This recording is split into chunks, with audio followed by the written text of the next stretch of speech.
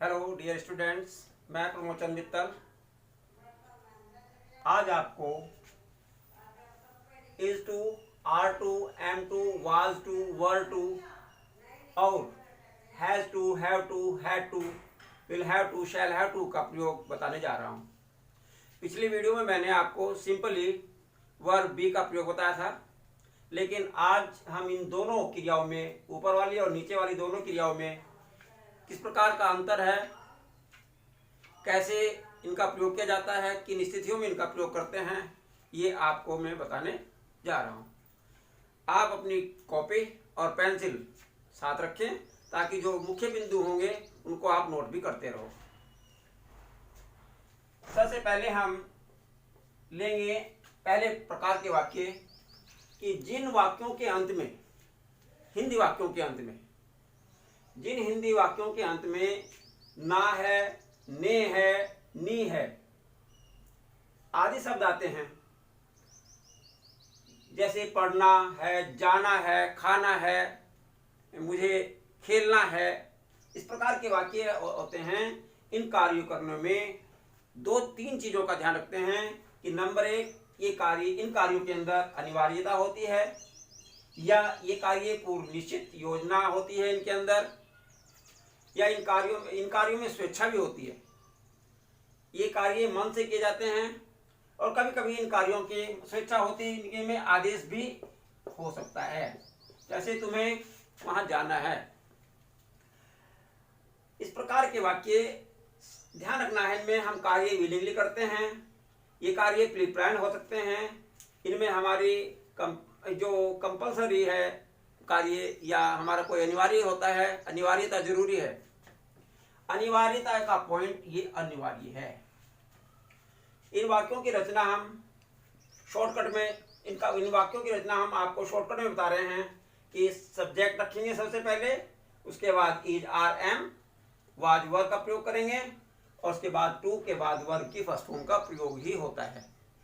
To और verb की first form ये हमारी इन्फिनिटिव होती है, ये हमारी नॉन फाइनाइट वर्ब होती है, जिसका जिक्र हम अगले चैप्टर में जब हम सिंथेसिस आपको पढ़ाएंगे तब हम इसका पूरा डिटेल बताएंगे आपको। इसको हम अपने मस्तिष्क में रखने के लिए एक शॉर्टकट हमने वर्ड दिया आपको, CPW। C for compulsory, P for pre planned, W for willingly. ये तीनों बिंदुओं को आप अच्छी प्रकार से अपने दिमाग में रखें। दूसरे प्रकार के वाक्य क्या होते हैं? दूसरे प्रकार के वाक्यों में has to, have to, had to का प्रयोग या will have to, shall have to का प्रयोग किया जाता है। इनका भी मैं आपको प्रयोग बता रहा हूं, किस प्रकार से होगा ये ध्यान से देखिए। जैसे इन वाक्यों के अंत में ना है, ने है, नी है आया था, लेकिन इन वाक्यों के अंत में जो दूसरे प्रकार के वाक्य हैं, इन वाक्यों के अंत में पढ़ता है, पढ़ती है, पढ़ता है, पढ़ता था या पढ़ेगा आदि शब्द आते हैं। आदि शब्द आते हैं। ये वाक्य बाध्यता, यहां दिखते हैं, ये वाक्य हमारी बाध्यता, व्यवस्था, मजबूरी, अनिच्छा या दबाव प्रकट करते हैं।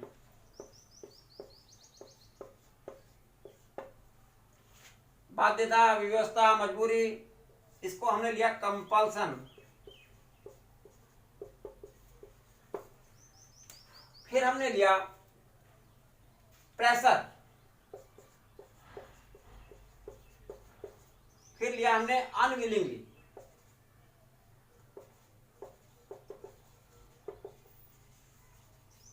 इसके भी हम इसको शॉर्टकट में लिखेंगे CPU,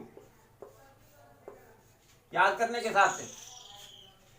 इन वाक्यों में, जिन वाक्यों के अंत में पढ़ता है, पढ़ता था, पढ़ेगा, ये वाक्य हमारे किसी काम की बाध्यता को जता रहे हैं, किसी काम की व्यवस्था को बता रहे हैं कि काम हमें अनिच्छा से करना पड़ रहा है, मजबूरी में करना पड़ रहा है, मन नहीं है, काम कर रहे हैं। इन वाक्यों में जो CPU लिखा हमने, सी का मतलब कंपल्सन, व्यवस्था, मजबूरी। अनिच्छा के लिए हमने अनविलिंगली बताया, प्रेशर के लिए हमने दबाव का प्रयोग किया। ये शॉर्टकट हो गया हमारा। अब हम इनके एग्जाम्पल अलग अलग समझेंगे। एग्जाम्पल समझने से हमें बिल्कुल समझ में आ जाएगा कि किस प्रकार से हम इनको करते हैं। एग्जाम्पल देखिए, तब आपकी समझ में आ जाएगा। इन वाक्यों की वाक्य रचना क्या है? सबसे पहले वाक्य रचना देखते हैं। यहाँ पर सब्जेक्ट लगाते हैं, उसके बाद has, have, had, will have या शैल हैव, ये लगाते हैं। उसके बाद यहाँ पर टू और वर्ब की फर्स्ट फॉर्म का प्रयोग करते हैं। वाक्य रचना ठीक उसी प्रकार से है जैसे पहले बताई। इसमें भी टू और वर्ब की फर्स्ट फॉर्म लगेगी। ये वाक्य बाध्यता को प्रकट कर रहे हैं। पहले वाले वाक्य उसमें अनिवार्यता को प्रकट कर रहे हैं। इस बात का विशेष ध्यान रखना है। अब हम एग्जाम्पल बताते हैं कि मुझे जाना है, मुझे जाना है। अब यहां पर मुझे की अंग्रेजी देखने में लग रहा है कि ये जैसे ऑब्जेक्टिव केस हो, लेकिन ये हमारा सब्जेक्टिव केस ही है। इसकी अंग्रेजी आई आएगी, और है की अंग्रेजी यहाँ पर आई के साथ में हम एम लगाएंगे, आई एम, और आगे की वर्ब जो बनेगी हमारी टू को, आई एम टू को। उसे जाना है, ही इज टू गो। तुम्हें जाना है, यू आर टू गो। इस प्रकार से अब हमें कहा है कि उसे जाना पड़ता है, उसे जाना पड़ा। चलो ये लिखते हैं, जाना पड़ा। ये पास्ट टेंस को शो कर रहा है, पड़ा। ये पास्ट टेंस को शो कर रहा है। उसे की अंग्रेजी हम ही लगाएंगे, ना कि हिम, क्योंकि ध्यान रखना है कि ये हमारे सब्जेक्टिव रूप में प्रयोग किया जा रहा है, ना कि ऑब्जेक्टिव रूप में। ही के साथ में पढ़ा, पढ़ा। अब ये पढ़ा पास्ट टेंस का है। अब पास्ट में हम इसमें क्या लगाएंगे, had, he had to go. अब यहां पर ये वाक्य पास्ट टेंस का है और ये वाक्य प्रेजेंट का है। दोनों में ध्यान रखना है कि इसमें is are am to was were to का is are am was were का प्रयोग होता है, लेकिन इसमें वाक्य में हमारा कंपल्सन है, इसमें अनिवार्यता है। दोनों का ध्यान रखना है। यहाँ पर हैड टू का प्रयोग हुआ, आई हैड टू गो, मुझे जाना पड़ा। मुझे जाना पड़ता है, जाना पड़ता है। अगर हम लगाएंगे तो यहाँ लगाएंगे ही इज टू गो। उसे जाना पड़ता है, ही इज टू गो। ये सिंपल हमारा प्रेजेंट टेंस का हो गया। अब वाक्य अगला लेते हैं, दूसरा एग्जाम्पल। हमें अपने घरों में रहना है। ये यहाँ पर रहना है, ये अनिवार्यता शो कर रहा है, मजबूरी नहीं बल्कि अनिवार्यता। जब हम इसको मजबूरी समझ लेंगे तब इसकी हमारी वाक्य रचना बदल जाएगी। तो हमें की अंग्रेजी लगाएंगे यहाँ पर वी के बाद है की अंग्रेजी रहना है। तो रहना है, ये है की अंग्रेजी आएगी यहाँ पर आर, क्योंकि वी सब्जेक्ट लगा हमारा, प्लूरल है, वी आर। अब रहने के लिए यहाँ पर स्टे का प्रयोग करेंगे, वी आर टू लगाकर, we are to stay at our homes. We are to stay at our homes. हमें अपने घरों में रहना है। लेकिन अगर कुछ लोग ऐसे भी हैं जो आजकल रहना मजबूरी समझ रहे हैं, जबरदस्ती समझ रहे हैं, उनके लिए हम कहेंगे हमें अपने घरों में रहना पड़ता है। हमें अपने घरों में रहना पड़ता है। देखिए यहाँ पर पड़ता है, इस बात को सूचित कर रहा है कि हम अपने घरों में रह रहे हैं, लेकिन बेमन से रह रहे हैं, जबरदस्ती रह रहे हैं, हमारे ऊपर कोई ना कोई मजबूरी है। इस वाक्य को हम ऐसे बनाएंगे, वी के साथ में हैव का प्रयोग नहीं होता, वी के साथ में हैव का प्रयोग करेंगे। वी हैव टू स्टे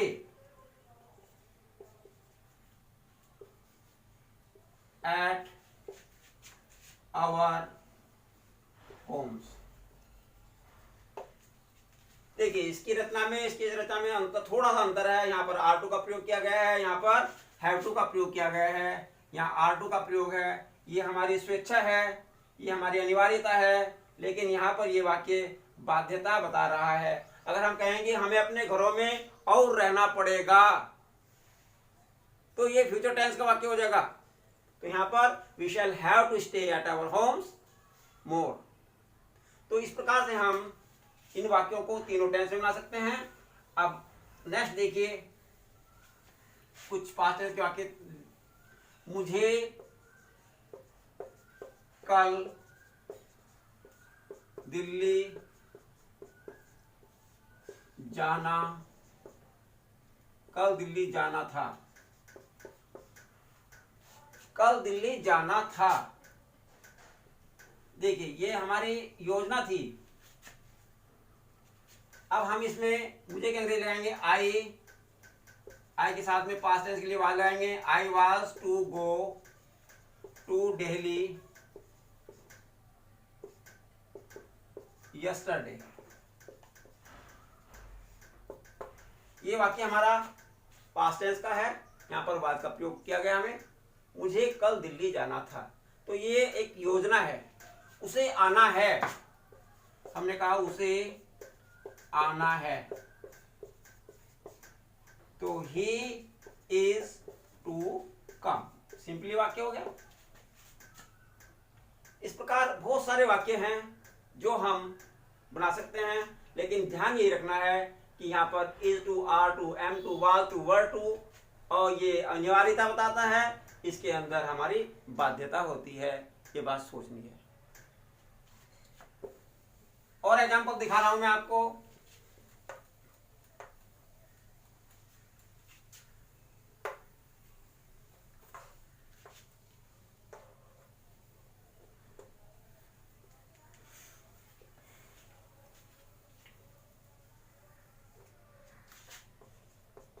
उसे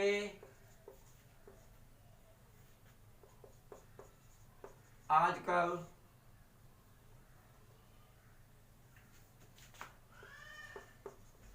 दाल रोटी खानी पड़ती है। उसे आजकल दाल रोटी खानी पड़ती है। अब उसे की अंग्रेजी लगाएंगे यहाँ पर। उसे की अंग्रेजी क्या लगाएंगे यहाँ पर, ही। अब यहाँ पर पड़ती है, ये यहाँ पर मजबूरी है, तो यहाँ पर लगाएंगे हम has to. He has to. खाने के लिए हम टेक का प्रयोग कर सकते हैं। ही हैज टू टेक, या he has to eat. Dal roti, pulse and bread, या दाल रोटी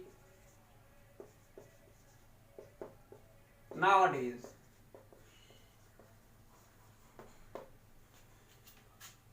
he has to take pulse and bread nowadays, या दाल रोटी nowadays।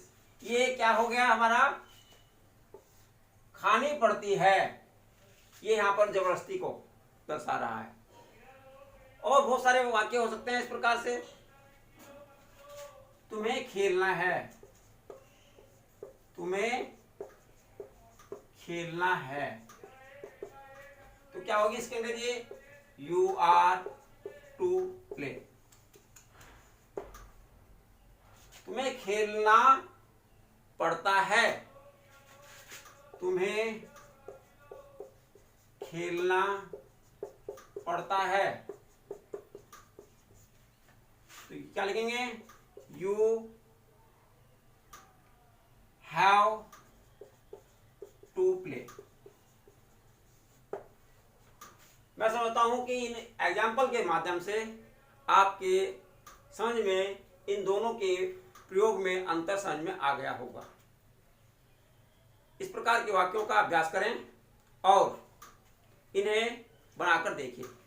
एक और मैं वाक्य रचना आपको बता रहा हूं, दूसरी वाक्य रचना एक बता रहा हूं जिसमें हम मे का प्रयोग भी करते हैं। मे हैव टू का प्रयोग कर सकते हैं। मे हैव टू, यहां पर कोई कार्य करने की संभावना जताई जा सकती है, उसे वहां जाना पड़ सकता है। अब ये ऐसा वाक्य है, उसे वहां जाना पड़ सकता है, उसे एक अंग्रेजी में लगाएंगे हमें ही, यहां पर हम मे का प्रयोग करेंगे, he may have to go there. ये मे जाना पड़ सकता है, संभावना बता रहा है, इसलिए यहां पर हमने मे का प्रयोग किया और हैव टू के बाद वही क्रिया हमारी इन्फिनिटिव लगी जो हमने पहले प्रयोग किए। और इस वाक्य को हम कर सकते हैं सकता है, जाना पड़ सकता है। यहां पर ये बाध्यता को बता रहा है कि मजबूरी है, जाना पड़ सकता है। मैं समझता हूं इन एग्जाम्पल के माध्यम से आपके समझ में आ गया होगा। इनका आप अभ्यास कीजिए, बहुत सारे वाक्य बनाइए और तब तक धन्यवाद।